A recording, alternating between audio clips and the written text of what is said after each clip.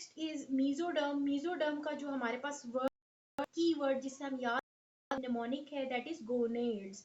Genito urinary and renal system, bones, muscles, connective tissues of connective bodies, cardiovascular system and parenchyma. Clear?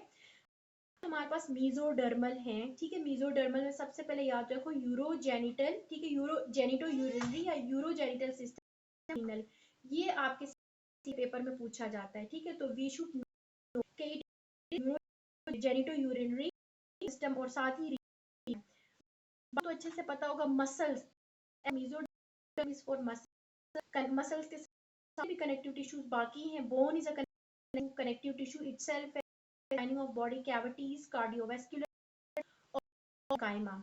अब गौर से अगर देखो तो जो हमारे पास ब्रेन और सीनस के मेजर पार्ट एक्टोडर्मल इन, और जो हमारे पास सीवीएस है वो क्या है, मीजोडर्मल इन ओरिजिन है। अगला नोटोकॉर्ड जो है न्यूक्लियस पल्पोसस, ये मेरे एमसीक्यू, मेरे पार्ट 1 का एमसीक्यू आया था, मुझे अभी भी याद है। आपने पेपर्स किए होंगे तो you should also know this कि जो हमारे पास न्यूक्लियस पल्पोसिस है इसका पूछते हैं कि न्यूक्लियस पल्पोसिस कहाँ से ओरिजिनेट हुए, तो इट इज नोटोकॉर्ड। क्लियर? ये हमारे पास कोड से डिराइव्ड है।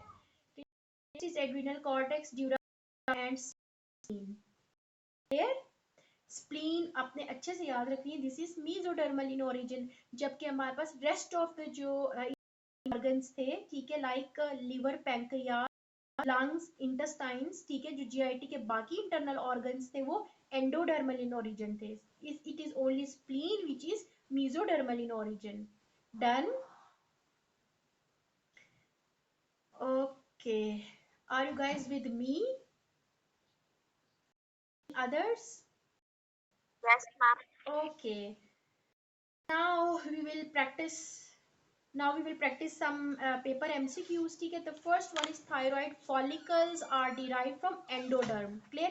पूरा का पूरा जो हमारे पास थायराइड वो एंडोडर्मल इन ओरिजिन, ठीक है। जो हमारे पास थायराइड का पूरा, तो बेशक आपसे थायराइड वो पूछे, फॉलिकल्स का पूछे, थायराइड पूछे, तो it is endodermal in origin. Clear?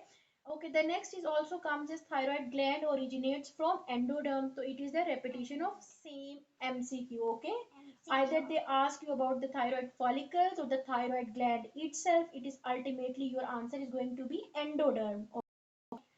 Okay, the next is para is derived from endoderm since it is also organ, ठीक है। जब थायराइड आपने याद कर लिया है तो आपने थायराइड के एडजेसेंट 4 अदर पैराथायरॉइड ग्लैंड्स का याद करना है, तो endodermal in origin.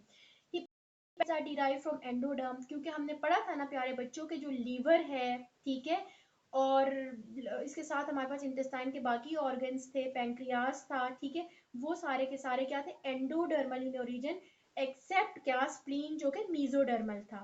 Done? Okay, the next is hepatocytes are derived from endoderm. तो hepatocytes are livers or cells of the liver. क्योंकि पूरा का पूरा liver हम पढ़ चुके हैं कि वो endodermal है, तो even if they ask you about the hepatocytes, if they ask you about the hepatocytes, so it is going to be endodermal in origin. Okay. Okay. Okay. The next is Kupper cells present in hepatic sinusoids are derived from mesoderm. Clear? ये जो हमारे पास sinusoids हैं, hepatic sinusoids बड़े बड़े spaces थे जिससे हमारे पास drainage, तो वहां पर कपर सेल्स हैं जो कि में हेल्प कर रहे थे, ठीक है। तो these are mesodermal region, this is new और ये आपको याद होना चाहिए। क्लियर? तो Kupffer cells present in the sinusoids, these are derived from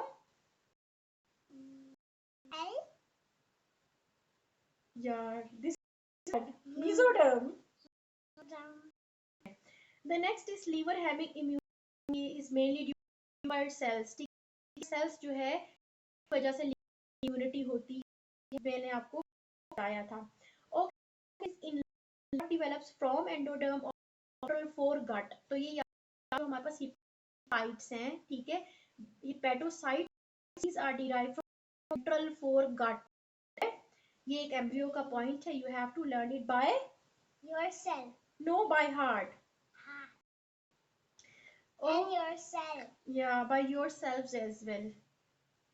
Say good luck to my students. Good luck. and say I'll always pray. I always pray. अच्छा जी. The next is salivary glands are derived from which layer? तो salivary glands याद रखो कि endodermal और ectodermal in origin है. ऊपर glands का पढ़ के आए ना हम लोग, एक्टोडर्मल इन ओरिजिन थे. ठीक है, तो salivary glands some of their part is derived from endoderm और आधा पोना जो है वो ectodermal in origin है. The next is endothelium of vagina and end of endometrium is derived from mesoderm plus endoderm. अगर आपको याद हो तो मैंने ही इसी एमसीक्यू से कहा कि बस यूट्रस की एंडो है और की से मेसोडर्म प्लस एंडोडर्म. एंडोडर्म तो आ जाएगा क्योंकि ये हमारे पास क्या है, ऑर्गन्स हैं. बाकी हम आपने इस तरह से लो कि सिंस हमारे पास यूट्रस है या फिर यूट्रस अच्छी खासी है, मसल्स की भी है, तो इन दोनों को आप रखना है कि it is mesodermal and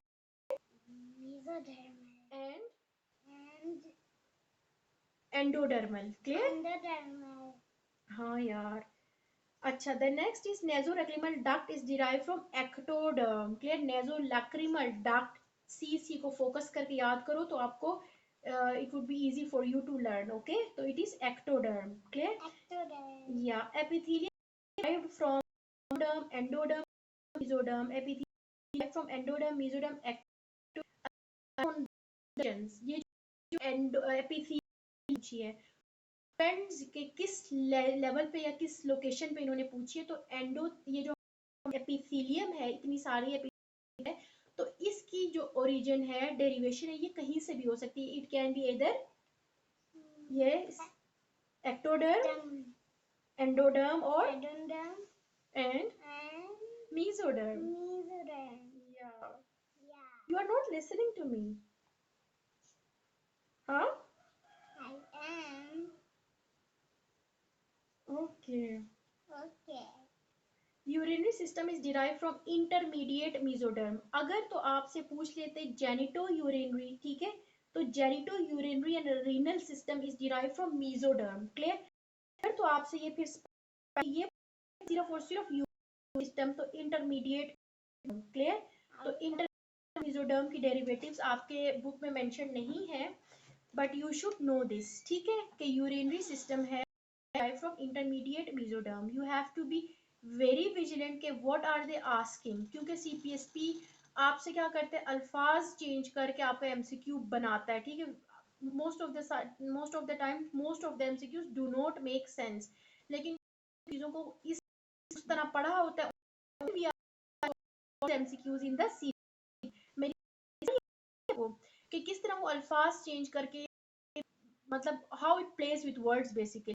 haemoglobin की कंसेंट्रेशन, सिंथेसिस और प्रोडक्शन और पता नहीं क्या कुछ, अपीयर का सिंथेसिस कहाँ पे होता है. तो these are just, you can say they are further and more. Clear? मेरे बच्चे